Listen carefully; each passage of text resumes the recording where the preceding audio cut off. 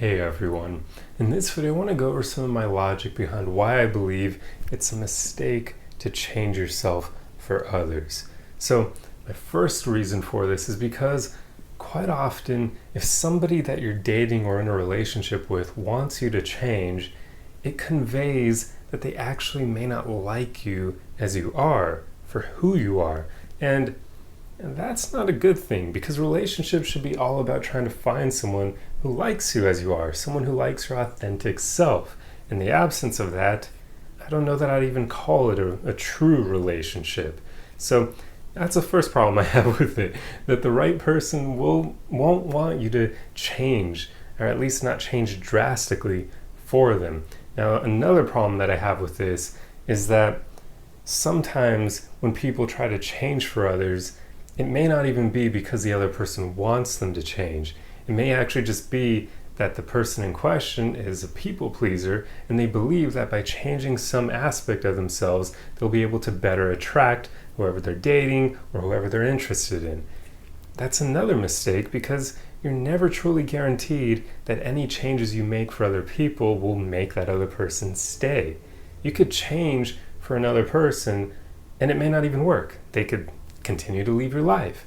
So I just never thought it was really beneficial to change yourself for others. And then the third problem that I have here is when we change ourselves for others, there's no guarantee that the outcome is going to be a net positive, meaning you could actually lose a good quality, a good aspect of yourself, because that other person may not actually like it. But since they don't like it, that doesn't necessarily mean that it's actually a bad quality overall. That other person could have horrible judgment. They could be someone who just don't recognize a good quality in someone else when it's there. So if you sacrifice something about yourself for another person, you could lose something that's actually good.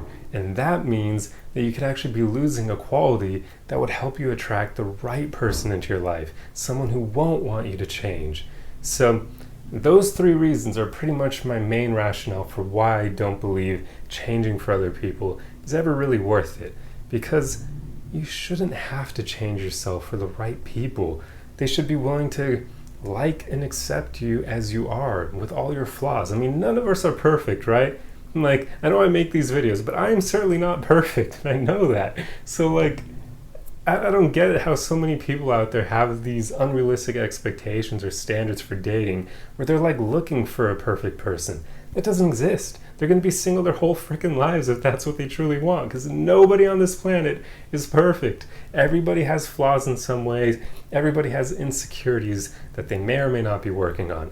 I mean, your only bet is finding somebody who's actually working on themselves.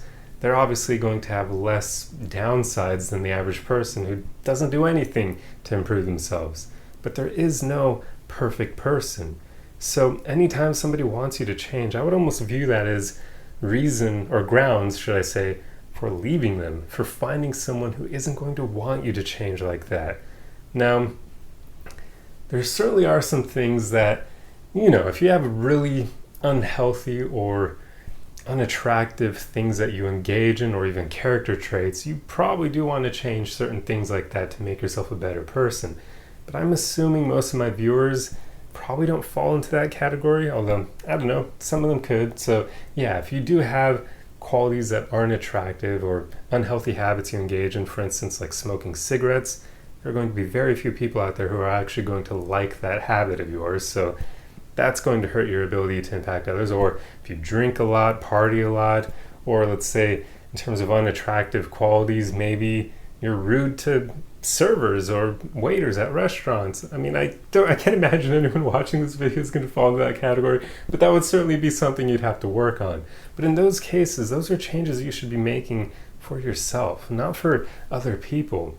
Whenever we change for others, quite often those changes could be rather short-lived. It could be a situation where we change ourselves for maybe a few months, then we realize, why did we do that? It may have been a mistake, or maybe we want to go back to our old ways, and that's usually what people end up doing, because they didn't change for themselves. They changed for someone else, which means there was no internal motivation behind their changes.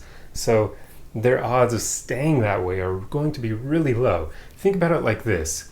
if you want to become a doctor when you're growing up, you're going to have a lot more internal motivation to pursue that path than if that's your parents' goal for you or dream for you. If your parents want you to become a doctor, but let's say you want to become an engineer instead, why are you going to be motivated to become a doctor? It's not your goal, it's your parents' goal, right? So even if you pursue that route to make them happy, which would be a huge mistake, but if you do pursue that route, you probably aren't going to be happy. And at some point, you'll probably consider a career change, going back to school and studying to become an engineer, because that's what you originally wanted. This is what I'm getting at. Whenever we change ourselves for other people, there isn't any internal motivation behind those changes. So why are we going to keep those changes when we didn't actually want to make them for ourselves? So this is why it's so important that if you do change, and you should work on yourself, like I said, make sure you do it for you, not for others. Change your bad habits because you know that they're bad, that if you continue doing them, you likely aren't respecting yourself and showing that you may not even love yourself. That's why you should change the bad qualities of yourself, because you want what's best for you, or you should want what's best for you, which means getting rid of those bad qualities. Does that make sense?